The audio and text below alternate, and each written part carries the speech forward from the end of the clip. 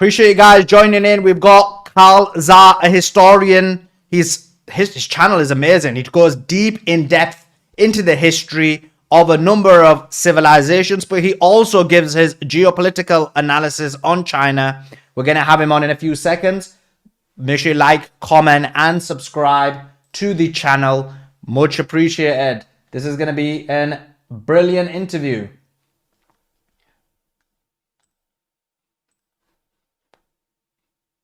Just going to get him on now. And fire. Make sure you guys can hear because there's always audio issues when we switch. Hi, Carl. How are you doing? Hi, Suleiman. How are you? I'm great. Thank you. Can you hear me? I hear you loud and clear. Marvelous. Just want to welcome Carl Zha onto the show. He is the host of the Silk and Steel podcast, a history podcast that basically breaks down in depth the progress of different civilizations. He also provides his geopolitical analysis, and we want to talk to him about all things China. Carl, thanks for taking your time out to join us. How are you? My pleasure. Appreciate you coming on. Carl, Donald Trump is in China. He's with President Xi. What's your thoughts on this entire summit? And then I've got some individual questions. Well, Trump is traveling to China with incredibly weak hand. The idea of his original China trip was he will come to China with grips on Venezuela and Iran, so he can come to Xi Jinping and say, hey, we got your energy partners by the balls, and you have to give us rare earth. But right now, with the ways things are going in Persian Gulf, Trump has no leverage. Yet he has to go because if he cancels the trip, and it will be obvious to everyone he is canceling because the whole war against Iran has been a debacle. So he can't afford that. And he also is desperately looking for a different venue where he can do more photo ops to distract people from the failure that is an illegal war against Iran. So this is the reason Donald Trump is going, but I don't expect too many substantive deals coming out of it. Because like I said, Trump would like China to lift its export control on rare earth, particularly against U.S. military industrial complex. But he has nothing to trade for it. He has no cards. It turns out all the cards are made in China, and there's no reason for China to lift the rare earth export control on the United States because they understand once U.S. will have the stockpiles to replenish their ammunition and perhaps bring down Iran, China will be the next target. Why would they give United States ammunition for which they can use to go against China? It doesn't make sense. What China has is actually additional leverage. If Trump does threaten to levy sanction against Chinese banks, for example, like Scott Bessent had threatened to do for continuing trade with Iran, China can say, well, you know what?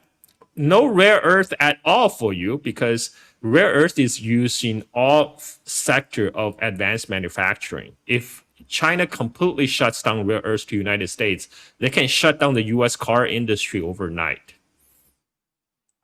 So, looking at what you're saying, I get what you're saying, but what we saw also in addition to that, Carl, was we saw Donald Trump go into China. He took all his oligarchs. He took big tech. He took Silicon Valley. You name it, everybody was on there. The head of MasterCard, the head of Visa, Nvidia.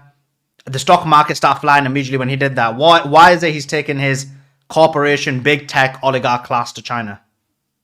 Well, you'll be ashamed if something happened to that plane, right? But disavow. We don't want anything to happen to that plane. Elon, don't do. But what happened is what China right now, what Trump administration have finally realized is that decoupling from China is a fantasy. They cannot do without the Chinese supply chain. They cannot do without the Chinese market. Nvidia CEO Jensen Huang, for example, traveled with Elon Musk on Air Force One with Trump. He is going because the Nvidia market share in China has essentially fallen to 0%. And this is result of Trump's policy during the first Trump administration. Trump is the one who started the semiconductor sanction against China. And the whole idea behind the semiconductor sanction is that if China does not get its hands on advanced semiconductors or the advanced AI chips, Chinese AI development will not be able to catch up to United States. And right now, United States has thrown basically everything into AI. If you take away all the AI investment into building data centers, U.S. economy will basically be in recession right now. But the AI bubble is not sustainable. This is something that Nvidia CEO Jensen Huang himself must have realized. This is why they're doing voodoo stuff like Nvidia is investing in OpenAI, so OpenAI can continue to buy more chips from Nvidia. I mean, this is a circular loop. What the AI bubble reminds me is actually the dot-com bubble, which I experienced when I first entered the U.S. workforce back in 1999. The valuation are sky high, but there's no profit. There's no revenue that can justify that amount of investment. This is exactly the problem with the U.S. AI industry right now. They're building tons of data centers. They're buying tons of Nvidia chips, but they're not generating enough revenue for all these AI slop videos to justify this like $500 billion boondoggle like the Stargate project. On top of that, they don't have the money. They were hoping the GCC countries, all the Gulf oil sheiks, will fund their AI bubble. Well, that ain't happening right now because Kuwait hasn't sold any oil for the last couple of months since the war started. And so now they're getting desperate. Nvidia now want to be back into the Chinese market. One of the big hold up is that China, in the 8 years that U.S. has imposed sanction, they have found a way to decouple themselves from U.S. semiconductor supply chain. The latest DeepSeek V4 was actually trained on Huawei Ascend chips. And this is why Nvidia is panicking. They want to get back in. They want to claw back their Chinese market share. And they run into resistance from the Chinese government right now because the Trump administration earlier, they have allowed for selling of H200 chips, which is not as powerful as their latest Blackwell chips. But they thought China would take the bite, but Chinese government said, no, we're not going to allow our domestic firm to use these H200 chips. So make us be dependent on United States AI chip supply chain. No, we're not going to do that. We rather have everyone work from Huawei chips. So this is why Jensen Huang is going. They're trying to persuade President Xi Jinping to allow more Nvidia chip to be sold in China. But this is a self-inflicted problem. This problem wouldn't have existed if Donald Trump didn't impose the chip sanction in the first term. Same with Elon Musk. Elon Musk's Tesla didn't become profitable until he opened the Shanghai gig factory. The Shanghai gig factory is what finally made Tesla into a profitable company. So he needs that Chinese market. He needs that Chinese factory. This goes with all the other top U.S. oligarchs. For example, GE and Boeing. They were doing brisk business in China, and then Trump threatened to choke off the sale of American engine to the Chinese-made passenger jet. Again, these are all self-inflicted problems. China was always open for business. Now they're trying to repair the damage. This is why the stock market has rallied. And, Donald Trump, they watch the stock market like hawks because they have been manipulating the market throughout the war. Like Donald Trump's family is making a killing when Trump will put out tweets saying there's a negotiation, a deal is going on before the market opened on Monday. And then Friday after the market closed, he said, yeah, we're going to bomb Iran back to Stone Ages. Baron Trump is probably making a killing right now. But that's what these guys care about. They care about the stock prices. They care about lining their own pockets. This is why they're going to China. No doubt they're making bag. They're making bag indeed. Carl, the $1 million question we got for you is: has China betrayed Iran? And I'm going to ask you the reason. Do you want to? I'll follow up and I'll ask you the reasoning. But the question is: has China betrayed Iran? Guys, if you're on the X space, we're going to be moving to YouTube. The tweet is in the nest. Everyone come across, because Carl Zha is going to answer the question whether China has betrayed Iran. We're going to hear him from direct. So the tweet is in the nest just above us. Click on it and come across. So the reason I asked the question, Carl, is this. So today, the White House came out with a statement and they said that China has agreed with Donald Trump, Xi has agreed with Donald Trump, that Iran is not allowed to have control over the Strait.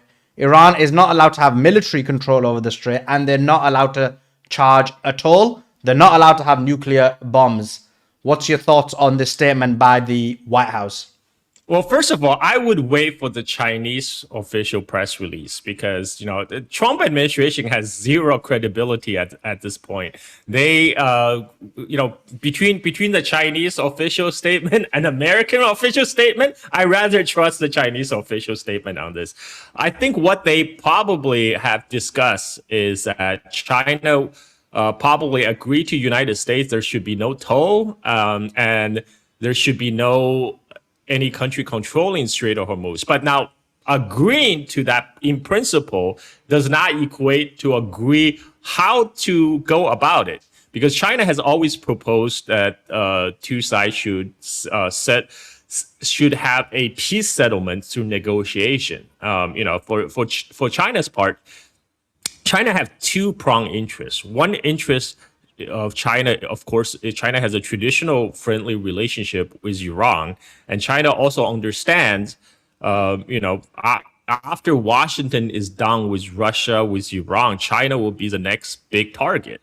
Like, there's no reason for China to help Washington to take down friendly countries like Russia and Iran, only to have Washington to be able to focus its resources on China. That does not make sense. Now, China has additional interest in West Asia, because China do have a lot of investment in the Gulf region, particularly UAE, and China do get bulk of its crude oil shipment from the Persian Gulf. China is about 86% energy self-sufficient. But which means it does need to import about 14% of its primary energy need. Out of that 14%, half of that is crude oil. And again, half of that crude oil import is coming from the Persian Gulf. So Persian Gulf is very important for China, and China would like to see the traffic return to pre-war level. But that does not mean that China is willing to sacrifice Iran's interest in this. China has been very clear with their statement that to support Iran's fight for its territorial integrity. This is why Iranian foreign minister have visited Beijing just before the Trump visit, and this is also why Putin is coming to Beijing right after the Trump visit. So there's a certain level of coordination between China, Iran, and Russia over this. And what they will give Trump administration is they will throw Trump some bones, so Trump can claim victory, can claim a diplomatic victory, and Trump can look good on camera. This is what Trump care about. Trump being a reality TV show host, all he cares about is image projection. He wants to project an image of success, of how he was able to will and deal with the most powerful man in the world that make him look like a world leader. China will give him that. But for the real meat of the deal, we have to see what happens. Like Confucius says, listen to one's words, but watch one's action. The most important thing is let's see if China continues the oil trade with Iran, because China buys 90% of Iranian oil exports. And one of the things U.S. want China to do is actually to cut off that oil trade, to be able to pressure Iran to come to terms with U.S. demands. Now, China so far has resisted. This is why United States placed additional sanction on 5 Chinese independent oil refiners just weeks before Trump's visit to But Beijing. just on Go that, ahead. I do want to continue. Is in that statement, Trump also in the White House also said that China had agreed to start buying U.S. oil to not solely rely on the Strait of Hormuz. What? Right. I mean, China will buy oil. Oil is a globally traded commodity. If right now China's there's much reduced supply coming out of the Persian Gulf, that means China will buy oil elsewhere on the global market. China can start buying the U.S. oil as throwing a bone to the Trump administration. There's a couple of things China will probably do. They will probably have some energy deal where China will buy some U.S. oil and gas, and China will buy some U.S. soybeans, and China will buy some Boeing airplanes. These are enough for Trump to be able to claim that he scored a great victory. He got a major deal out of Xi Jinping, and he then can claim for his Nobel Peace Prize. But the people need to understand that because oil is a fungible commodity. When China stopped buying from Persian Gulf because it's not available, when China goes buy oil elsewhere, the price will increase for everyone. It doesn't matter whether China buys the oil from United States directly or buy from Canada or buy from Africa. That means the price will rise equally for everybody. This is a reason why American farmers right now, the farm bankruptcy has gone up 45% in the last month. And 70% of the U.S. farmers now saying they cannot afford the increase in fertilizers and diesel prices because the fertilizers, particularly nitrogen, potassium, and urea, these fertilizers are made with natural gas. Even though United States have abundant natural gas, U.S. is a net natural gas exporter, but because the world supply of natural gas just got cut off by 20% because before that was Qatar. Qatar provided the world with 20% of the world's natural gas. That gas is offline. And the US big oil majors rather export those expensive American LNG all over the world for big profit than to hold the price down domestically. This is why despite abundant natural gas in the United States, American farmers can't afford fertilizers, they can't afford diesel. This will impact equally all the people all across the globe. The only people who will win from this is big oil majors because Shell just reported their quarterly earning recently. They doubled their profit over the last quarter, and their first quarter only it's from January, February to March. So that means their next quarterly earning will even be more gangbusters. But yeah, everybody else though have to pay for the price. No doubt. But you mentioned a couple of things that I need to kind of get some clarification on. You seem to suggest that China is going to be okay with Iran not having control of the Strait of Hormuz, that they're basically in agreement with the United States of America that Iran won't be able to charge a toll. Don't you think this is a problem? Because one of the main cards that Iran has is its sovereign control over the Strait of Hormuz. If China is now siding with the United States of America on this, isn't this a major issue? What China wants to do is China wants to return to the conditions before the war. When there's no toll, when all the cargoes were going back and forth. And right now, you're absolutely correct. Major card on Iran's side currently is their control of the Strait of Hormuz by choking off the oil supply. That gave Iran the leverage. But again, agreeing with in principle with United States that there should be free flow of shipping across Strait of Hormuz, it does not mean China will help United States to open the Strait of Hormuz. There's two differences. Like agreeing in principle, there should be no toll and there should be no there shouldn't be a military control of Strait of Hormuz by Iran. it doesn't mean China is going to help United States to actually implement that, to actually open the Strait of Hormuz, because nobody can open the Strait of Hormuz right now. Not the U.S. Navy.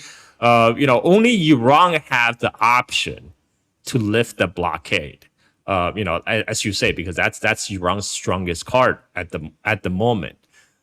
So by agreeing with United States in principle, it gives something that Trump administration can boast as a victory, diplomatic victory. But what does it mean in reality? Does it mean China will vote in a UN resolution to allow, to authorize force to open Strait of Hormuz? No,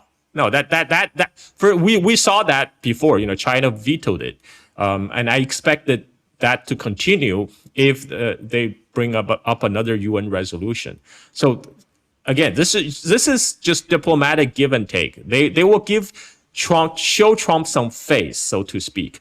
But in substance, like I said, Confucius said, listen to one's words, but watch one's action. I do not expect China to lift any fingers to help United States to open the Strait of Hormuz.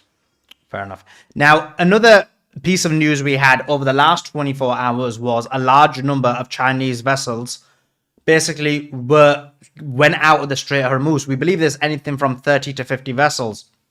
In the past, only a few vessels were coming out. Now, I'm hearing two different versions of events, so I want to hear your thoughts. One version is Iran did this out of fear about what was happening in terms of the US and Chinese negotiations in order to placate the Chinese. The other version of events is that the Chinese essentially pressured Trump to allow such a large number of vessels out due to the American blockade. I don't know what your thoughts are on either one of them two, or if it's a third option.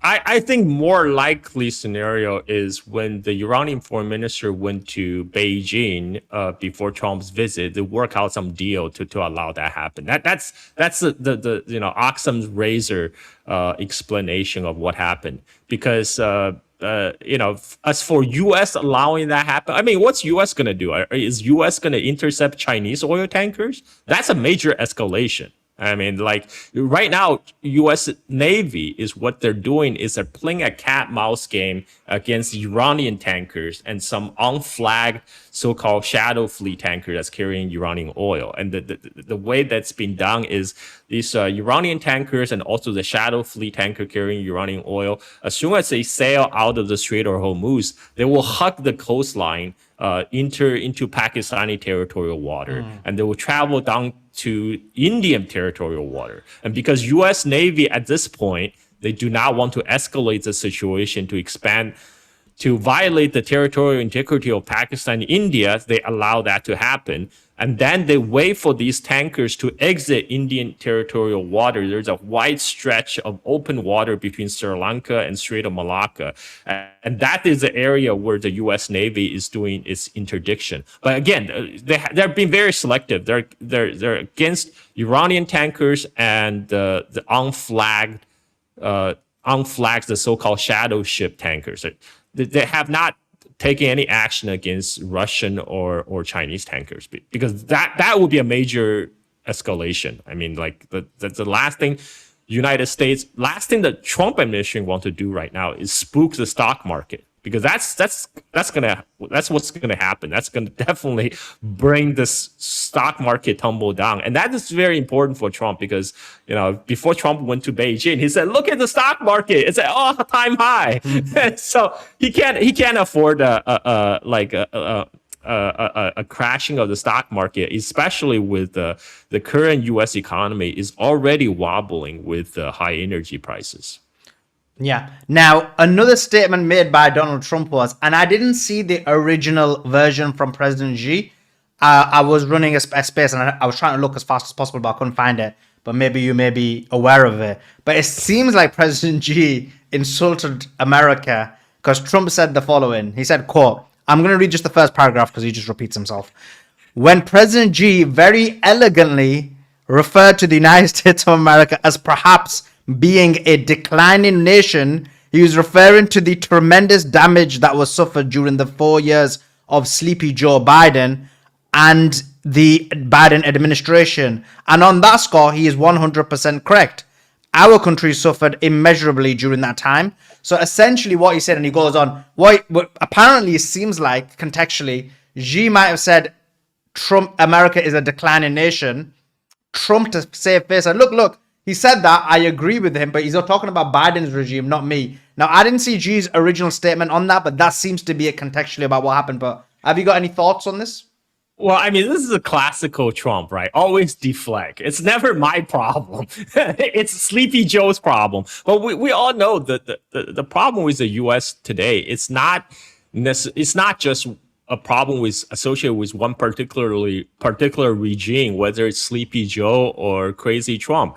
U.S. is currently experiencing a secular decline. There's a whole institutional rot that has set in. And we're seeing the result of that. I actually personally skeptical that Xi Jinping would publicly calling out U.S. as a declining power, even though it's obvious for everybody. Yeah, that's what surprised me. Attention.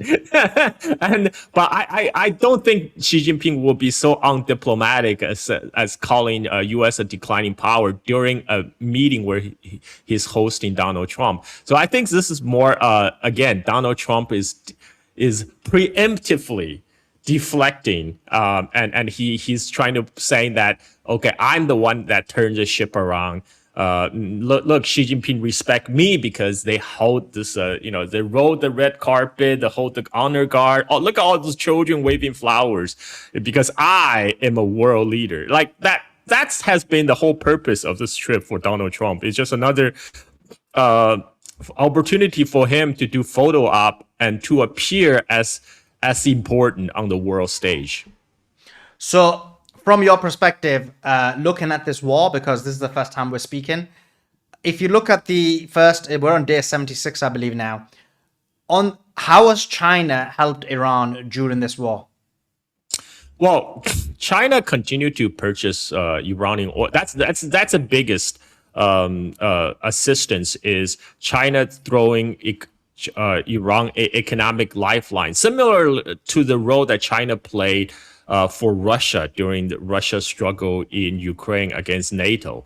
By providing the economic assistance, China purchasing 90% of Iranians' oil exports, and China also is providing Iran with the necessary materials that Iran can go on to make drones and missiles. This has been reporting Wall Street Journal, Financial Times, Bloomberg. China has been shipping chemical precursors to Iran that can be used to make to missiles, and China has been sending drone parts that could make the drones. These are what U.S. want China to stop. The U.S. label these dual-use items that could use both for civilian or military uses.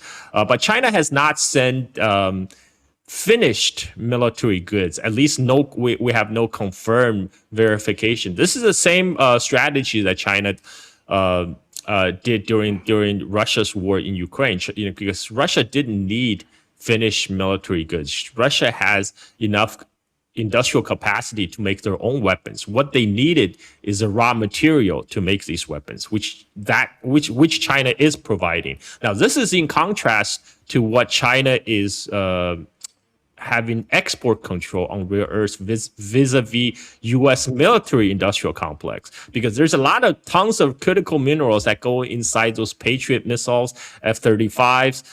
Guess what?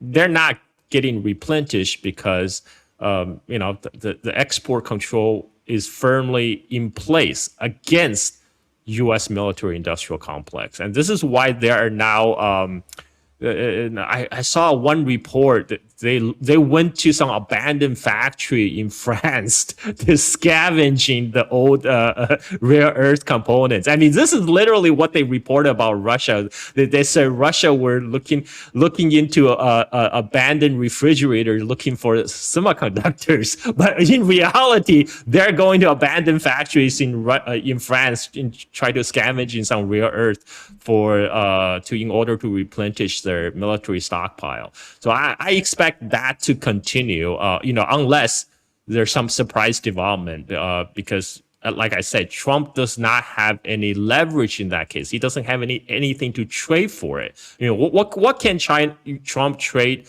for China, in order for China to lift the rare earth ban to U.S. military industrial complex. I mean, Taiwan.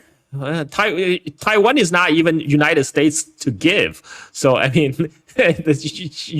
like only thing U.S. can give is a promise that they will maybe not sell Taiwan, continue to sell Taiwan weapons, or a promise they will not support Taiwan independence. But again, promise from Trump administration is not worth the paper it's written on.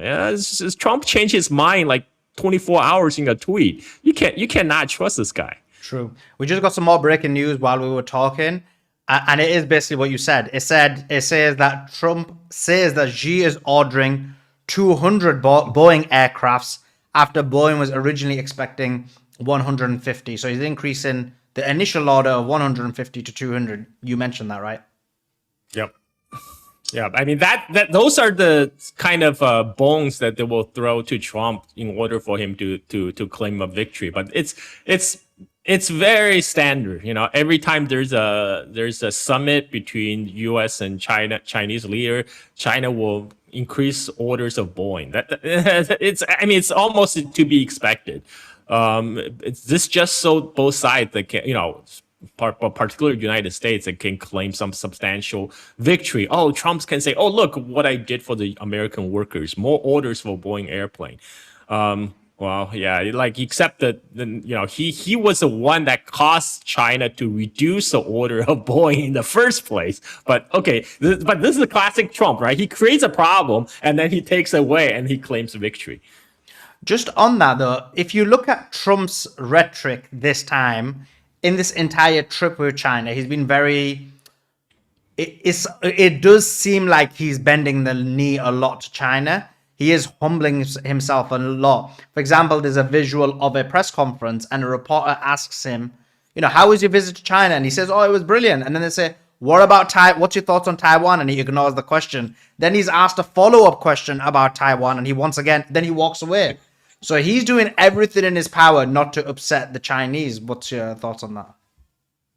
Well, I mean, there's actually a big difference between Trump's last visit to China during his first term. Just in this matter of 8-9 years, the power differential between China and United States have already changed drastically. If you look at world opinion polls, for example, now majority of the world outside the United States recognize that China is a more responsible world leader than whatever Trump administration is. And I think Trump is now recognizant of that fact. So he's on his best behavior because he want to get those goodies. He want to get those Boeing plane orders. He want to get those soybean orders. He wants those deals for sure. But look, at the end of the day, when we let's just look at this in a broader sense now. The United States of America was a huge empire, and China was indeed an emerging empire, you could probably say, an emerging rival. And what we saw with this war was a complete weakening of the United States empire.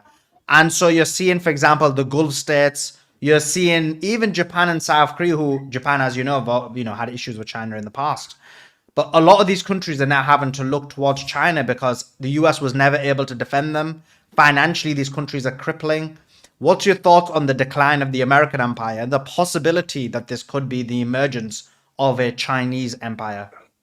Well, I mean, this is all thanks to Trump. I mean, he's the one that did most to accelerate the decline of the US empire. He propelled, through this illegal attack on Iran, he propelled Iran from a regional power in West Asia into a global superpower, by having the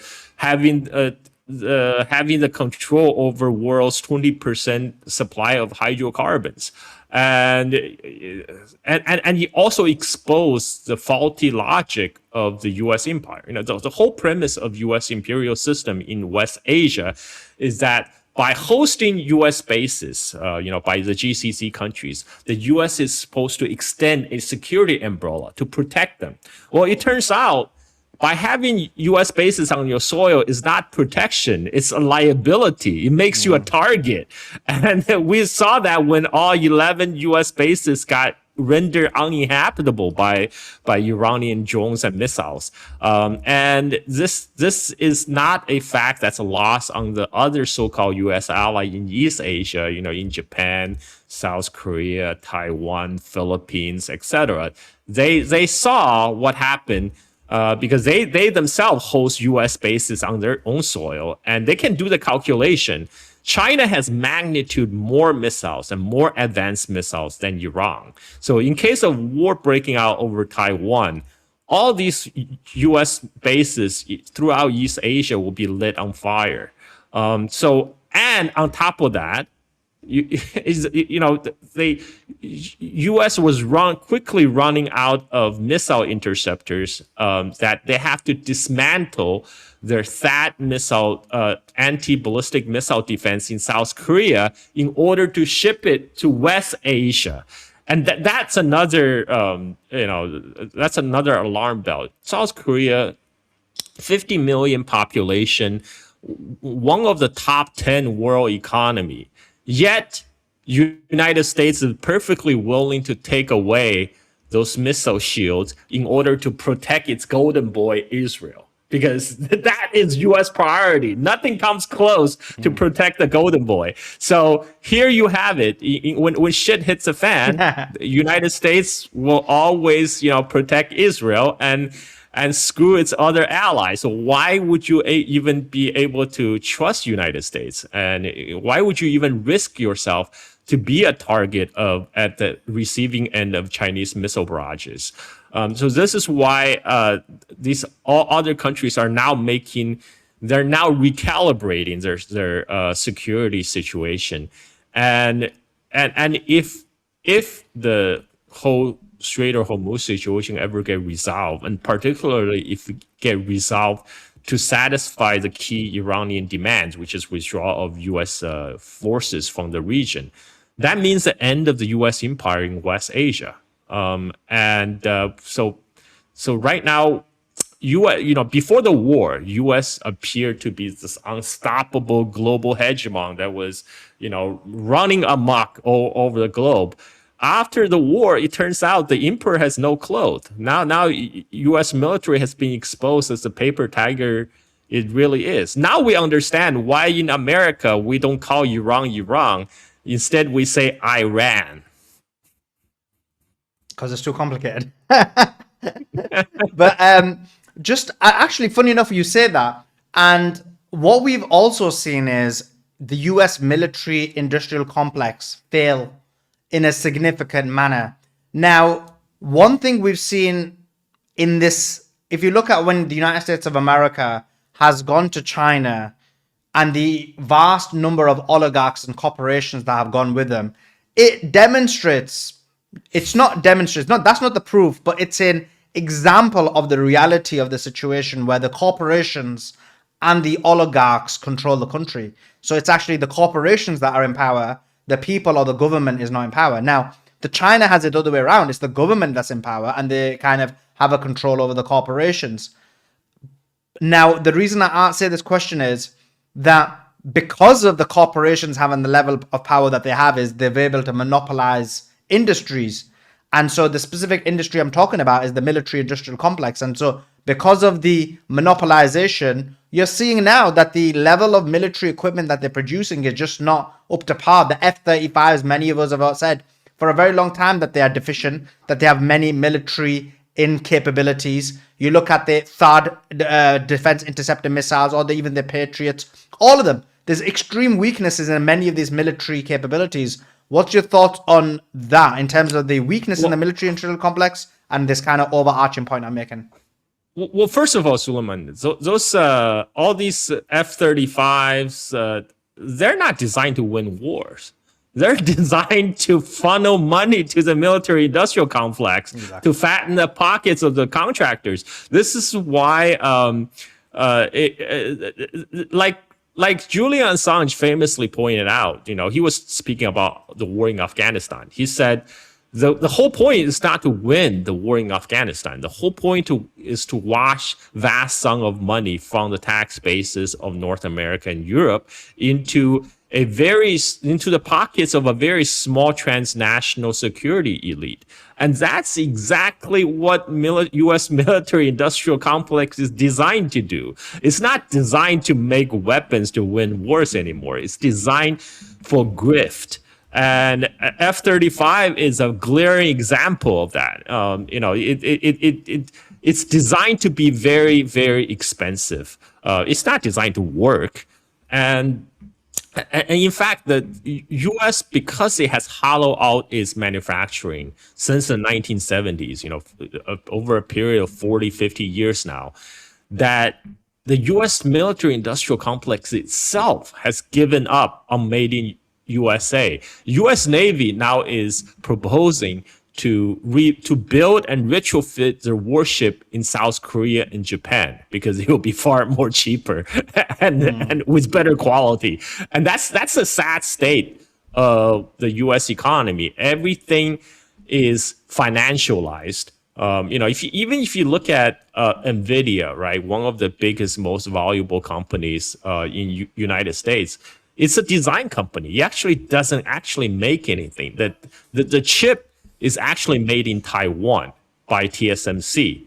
Nvidia itself is a design marketing company. Same for Apple.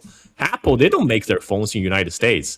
They do design, marketing, and branding. The actual manufacturing is done in China and some parts now in India.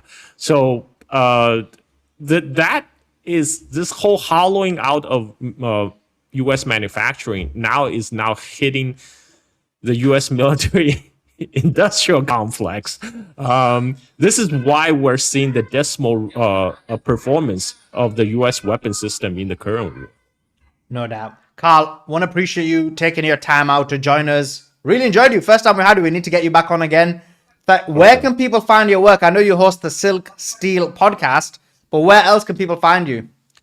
So I do have a YouTube channel, under just my name, Carl Zha. I'm also a prolific ship poster on X, again under my handle, Carl Zha. So people can find me there. On Patreon, I host the Silk and Steel podcast, where I primarily focus on Chinese history. Now I'm doing a chronological retelling of the Chinese history from the very beginning. Now I'm around like 214 BC, around the first Chinese empire, the unification under the first emperor. That sounds pretty awesome. Everyone should be following you. Thank you so much for taking your time out to join us. Really appreciate you. Thank you. My pleasure. Appreciate it. Thank you so much. That was Carl Zha. What a great interview. First time we had him on, I liked him a lot. Real good knowledge, real good information. Make sure you're following his YouTube channel, In-Depth History of China. Also follow his Patreon and his X as well. What a great conversation. Like, comment, and subscribe. Like this video, comment in this video, the main section, and subscribe. What do you think? Do you think China has betrayed Iran? Or do you agree with what Carl had to say? Do you think this is just geopolitical, a way of kind of dealing with Trump, keeping him happy without really giving him anything substantive? Let's see what he's got to say. I mean, I enjoyed this interview. I think it was a great conversation that it was, Carl. So like, comment, and subscribe. Right. What we're going to do, and subscribe. Notifications on. All. Okay, much love to every one of you. What we're going to do is, we're going to be ending this stream, and I'm going to send you to the... what you call it again? Let me get this. I'm going to send you to the interview that we did with Simon Dixon. It was a brilliant interview. So everyone come across there. I'm just about to pin it unless someone does it before me. Yeah, everyone come across there. If you already saw the interview, fine. Just give your boy some support and watch it again. If you didn't, it's definitely worth watching. Really good information. It's there pinned. Everyone come across there. Appreciate you guys joining in. Appreciate you guys listening. And for sure, we'll see you next time.